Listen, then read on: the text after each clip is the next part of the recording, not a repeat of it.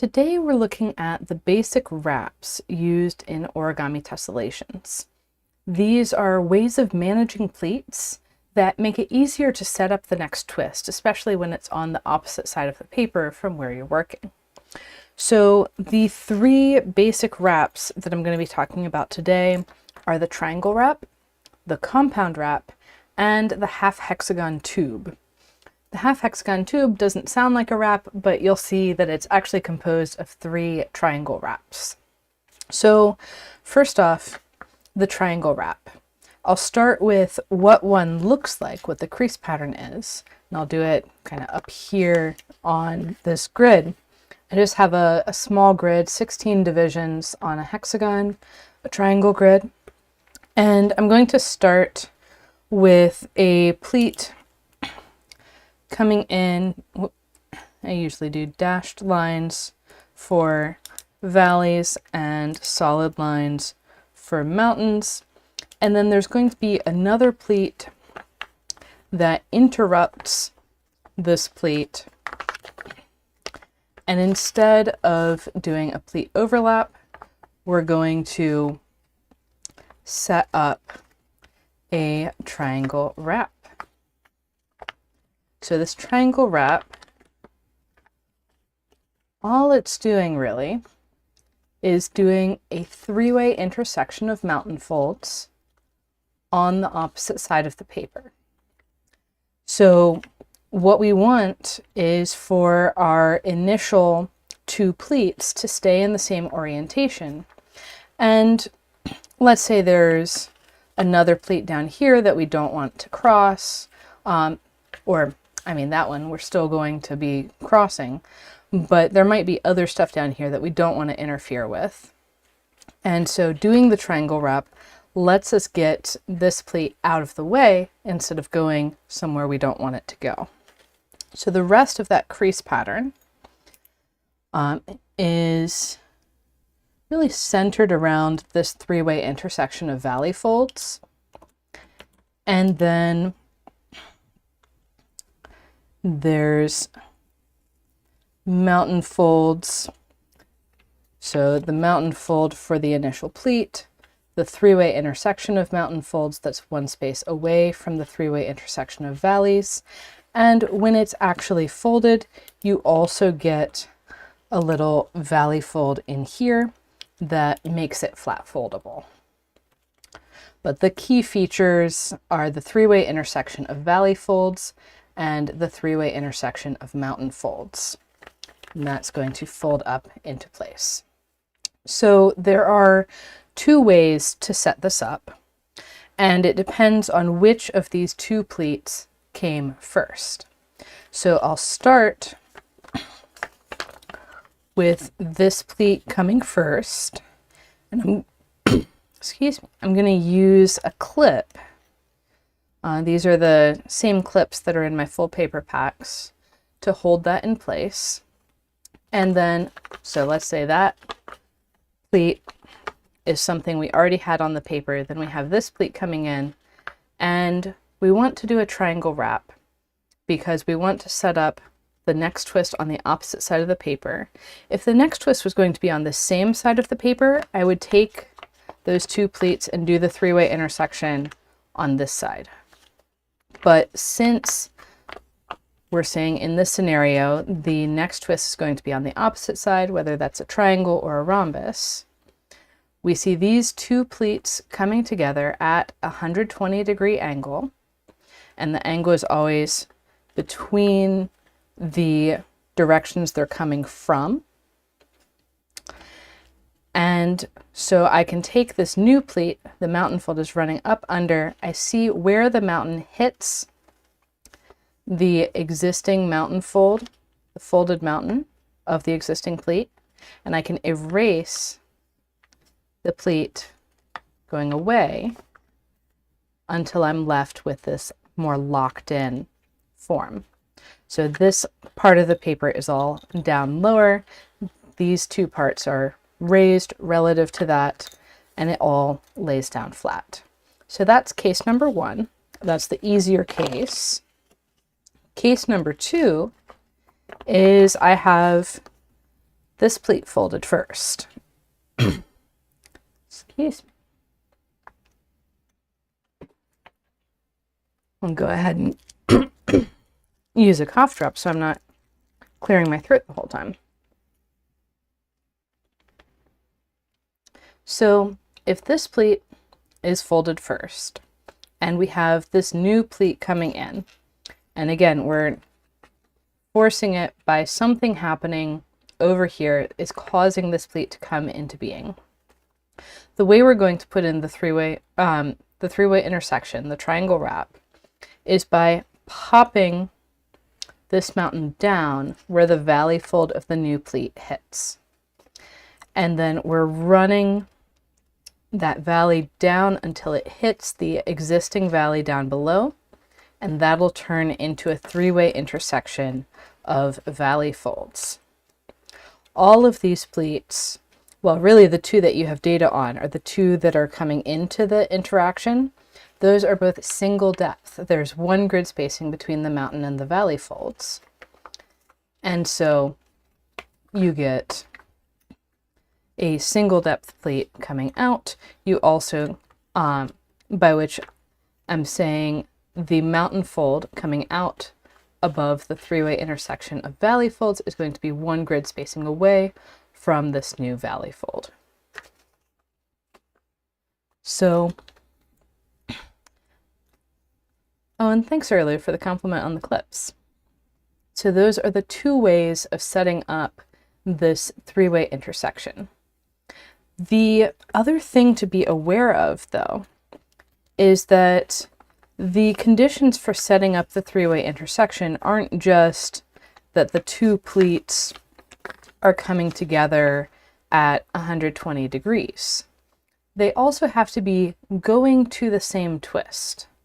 And by that I mean if this second pleat was folded over the other way, with both of these mountains next to the same area, then, and no valley fold there at all, the valley fold would be under here, then this would not be a situation that I would fold a triangle wrap, because that's going to be resolved by two different twists instead of just one. So that's the triangle wrap. Let's take a look at the compound wrap, which is very closely related.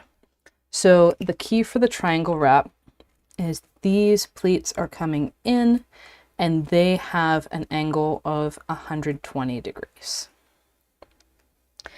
And so notice the pleats are coming in, we go mountain, valley, or vice versa. It could be right or left-handed. And there's 120 degrees between the incoming pleats. With the compound wrap, there's only 60 degrees between incoming pleats. So let's say we have, I'm going to try and set it up so we're not interfering with the drawing up above. Let's say we have this pleat coming in this way, and our new pleat coming in at 60 degrees. And again, we're looking at the mountains having a valley between them. So that's our situation being input into our compound wrap. And this is 60 degrees between these two pleats coming in. So in this situation, again, we have the two options of what order these pleats have been folded. I'm going to go through the full setup first, and then look at those two cases to set it up. So I've got, for this one, a zigzag. Notice there's two three-way intersections of mountain folds and two three-way three-way intersections of valley folds. So drawing all of that on the paper, turns out I had that valley drawn a little too far. That's actually going to be a bit of mountain through there.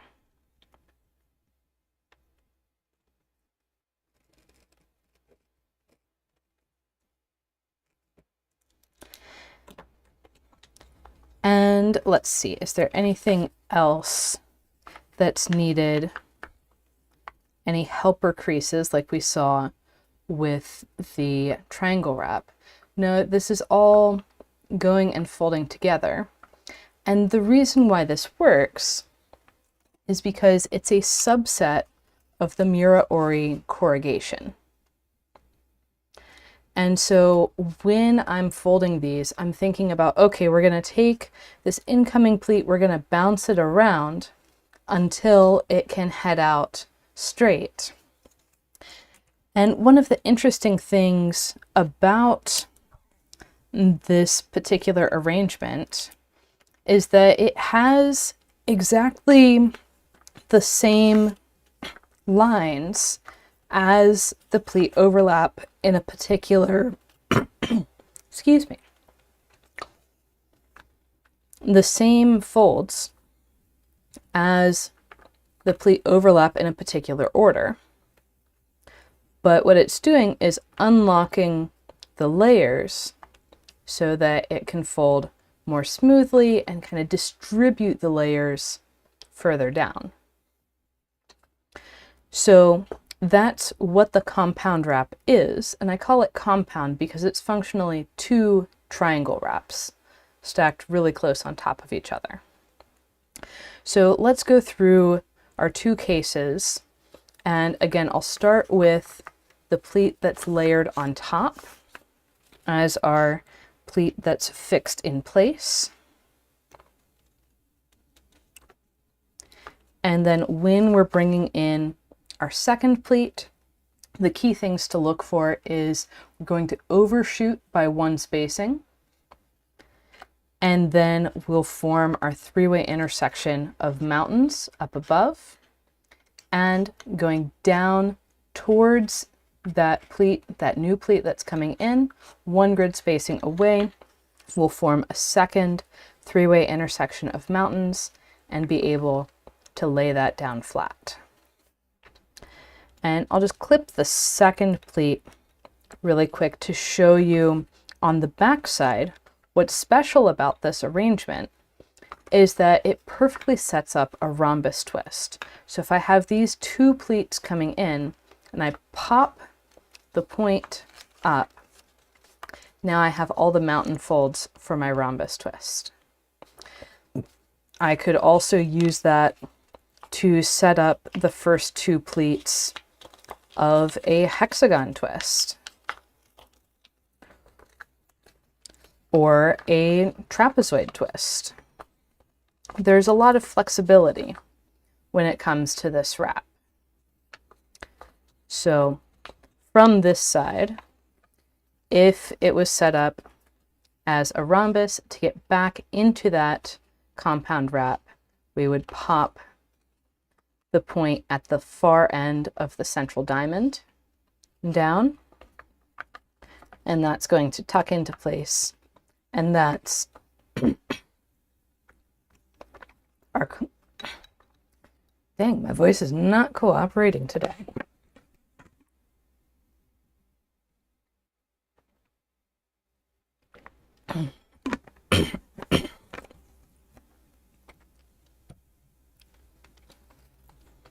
Some of it's probably all the wood dust I've been breathing with mulching my flower beds this weekend. I was wearing a mask, but still. So we've got all of this, this compound wrap in place. Let's take a look at the alternative case if this pleat is the one that came first, and then our second pleat is coming in after. So at first this is going to look very similar to the triangle wrap setup, where this valley fold is coming in and it's interrupting the mountain fold. But instead of continuing straight, it's going to bounce over the existing mountain fold and then bounce again when it hits the valley fold down below. This is allowing the incoming pleat to come in, do a zigzag, and that zigzag will be 1 grid spacing because our pleat that we're crossing, excuse me, our pleat that we're crossing has 1 grid spacing between mountain and valley folds. And so we're coming in, we're doing a zigzag, we're getting out. And on the second pleat, well, the one that existed first, that mountain and valley fold is going to switch to valley and mountain before it switches back to mountain and valley in the compound wrap. So that's what's going on here for our compound wrap. One thing that I want to point out while we have the compound wrap in place is that you might get into situations where you have a third pleat coming in as well and wanting to interact with the same set of pleats. And so if I have a third pleat coming in here, I'm looking at how it's going to interact with the pleat coming out of the compound wrap. So I'm seeing a 120-degree angle here. So I can take that and do a triangle wrap on top. And this might look like a familiar setup because those 3 pleats are what are needed to start a open hexagon twist. So that particular setup is something that I find easier to do from this side, where I'm looking at those 3 pleats and saying, oh, I can pop down that corner that would be part of the compound wrap, and then the triangle just kind of comes with the rest of it. But that's kind of shading into advanced territory. That's what's needed to set up wraps and have flat 3 pleats going into an open hexagon twist. 3 pleats going into a closed hexagon twist is a lot easier. So let's say I'm going to put that closed hexagon twist in the center of the paper. I'm going to have 3 pleats coming out of it. These are mountain folds going into the center. And I know that eventually I'm going to have these, and I'm just going to dot the edges that are between pleats that don't exist yet. I'm going to have these edges on grid lines for the closed hexagon twist. So I want to find a way for these 3 pleats to come in and interact and have a flat solution that isn't the whole twist. I do not want to have pleats coming out the other side yet, because let's say you're working on a pattern where hexagons are connecting directly to rhombus twists, and so you're using pseudo-tiling breaks as you're going around in your rings around the center, and you need to stop halfway through a hexagon. So if I want to stop halfway through a hexagon, we saw the open hexagon case, which is a combination of the compound and triangle wraps. For the closed hexagon case, if I have my 3 pleats going into here, what I can do is extend those next 2 edges of the hexagon, making a tube. So remember, the tube is because there's 2 spaces between parallel mountain folds, which means that the folded valleys meet on the underside. And I can take that tube and say, okay, that is going to lay down flat because I'm back twisting. I've got this little zigzag on each of my 3 pleats. But that little zigzag coming into a three-way intersection corner, that looks an awfully lot like a triangle wrap seen from the other side. And if we take this over to this side and start taking away pleats, if I start with a triangle wrap and then I add in a new pleat in this direction and put in another triangle wrap, at this point I have two of the pleats going into my hexagon. So two of the pleats. And then I can come in and do another triangle wrap, layering on top of what I've already done. And so I can compose the half hexagon tube with 3 triangle wraps. Just like I composed the half open hexagon arrangement with the compound wrap and the triangle wrap. And remember, the compound wrap is basically 2 triangle wraps added together. And in this way, I can add on more and more situations that get me to where I want to go. So one other thing that I want to mention about the wraps is that often you're not just working with 2 pleats coming together. You'll generally have, let's say, a pleat here and a pleat down here. And then you'll have a new pleat coming in and crossing these existing pleats. And so the question is, when you're doing these wraps, how many pleats do you do them for? And what's useful for me is only wrap the first pleat. So I have these 2 pleats coming in.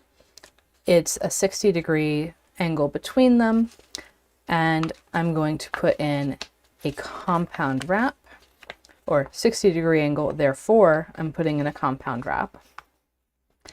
And the reason why I wouldn't do another compound wrap down here is because the compound wrap is pointing me towards a rhombus twist or some other interaction.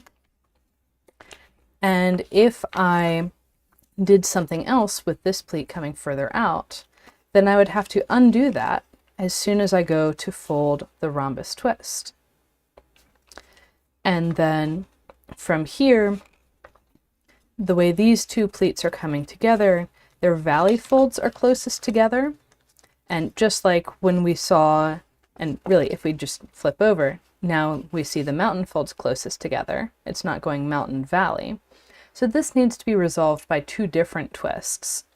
And that's not a candidate for wrapping. What would be a candidate for wrapping is, and you can get into some fancy situations. Like you can see, I just made this up, so there might not be a great resolution. What would be a candidate for wrapping is if it was being resolved by a triangle twist on this side, and then another triangle twist or rhombus or whatever on the other side. Then I would set up the triangle and immediately set up a triangle wrap to deal with that next interaction. So that's what's going on here. If I was folding this for real, I would have squashed the rhombus and then squashed this triangle and then flipped over and squashed this triangle or rhombus or whatever it turned out to be. So in using these wraps in real situations, there needs to be an awareness of what twist is coming next, what side of the paper it's on, because that's the other thing. If I have my two pleats and my new pleat is coming in and that next twist is going to be on this side, I just let it be a pleat overlap while I deal with whatever's causing this new pleat to come in, and then open it up and put in the rhombus or hexagon or whatever goes there at that point in time.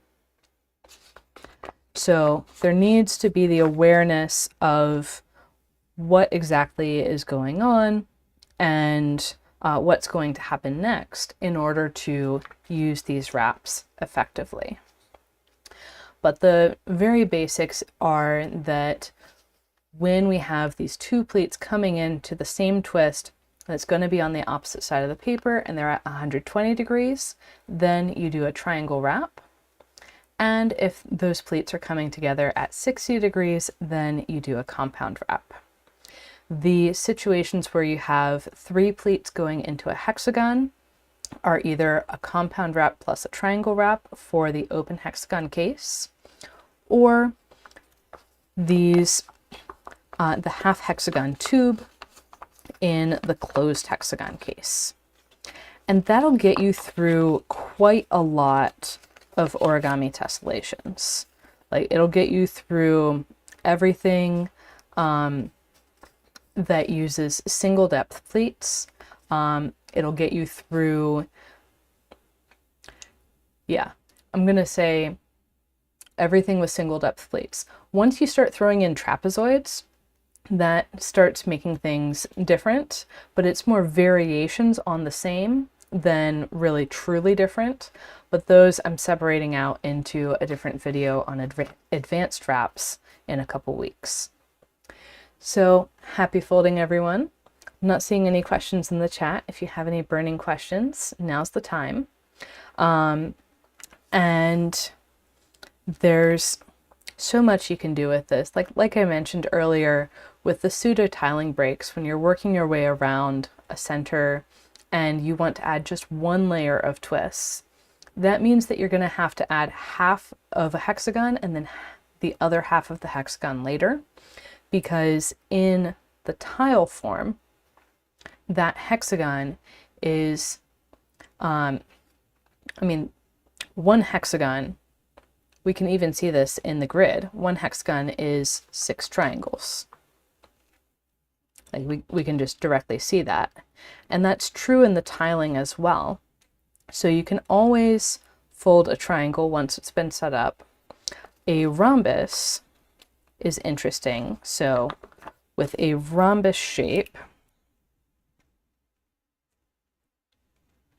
it's one spacing wide in 2 directions and 2 spacings wide in the third. So I'll often leave a rhombus set up as a 3-way intersection of pleats, whether that's on the side I consider front or the side I consider back, and then pick up the other end of it later on. But that's getting into a whole other theoretical realm. So happy folding, everyone, and I'll see you on, actually, I won't see you and your comments next week, but you will see me. I pre-recorded a video because I'm going to be away at a fun math conference. So happy folding, everyone, and see you later.